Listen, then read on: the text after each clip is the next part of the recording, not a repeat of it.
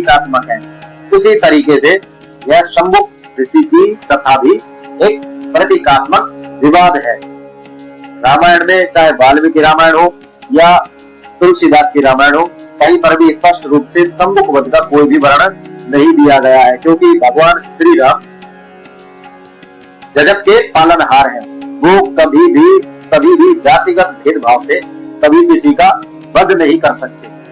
और इस कथा का प्रामाणिक उत्तर वाल्मीकि रामायण में स्पष्ट रूप से नहीं है कि शंभुक ऋषि की हत्या भगवान श्री राम के हाथों से हुई है। यह तो सिर्फ उत्तरकांड में जोड़ा गया है, क्योंकि उत्तरकांड रामायण के कई सदियों बाद जोड़ा गया माना जाता है। तो इसीलिए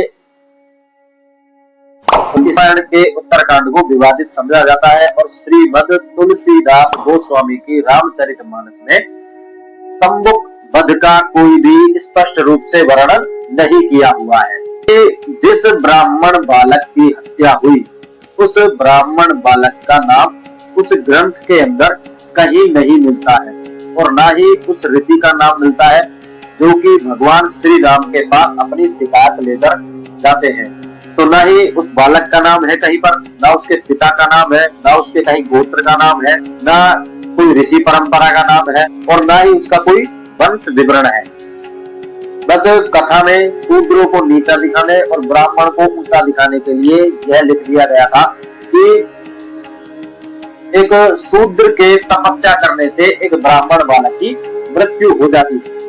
यहाँ तक कि रामायण के छोटे पात्रों के भी नाम है, जैसे कि निषाद राज, सबरी, जटायु, अहिल्या।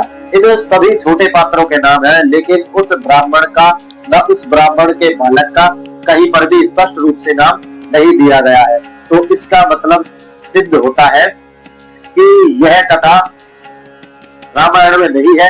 इस कथा को बाद में जातिगत भेदभाव को बढ़ाने के लिए किया गया है, उसमें फेरबदल कहीं ना कहीं किया गया है। हमारे ग्रंथों से कहीं ना कहीं किसी ने छेड़छाड़ की है। तो भगवान श्री राम कभी भी ना ब्राह्मण, ना क्षत्रिय, ना वैश्य, ना शूद्र, इन सबको कभी नहीं देखते कि ब्राह्मण ही मेरी पूजा कर सकता है या क्षत्रिय ही मुझको पा सकता है, शूद्र मुझे नहीं पा सकते। कहीं पर भी ऐसा विवरण नहीं है। भगवान श्री राम को बस मन से सच्चा इंसान होना चाहिए। भगवान सिर्फ भाव के भूखे होते हैं, जातिगत भेदभाव के नहीं होते। राम राम।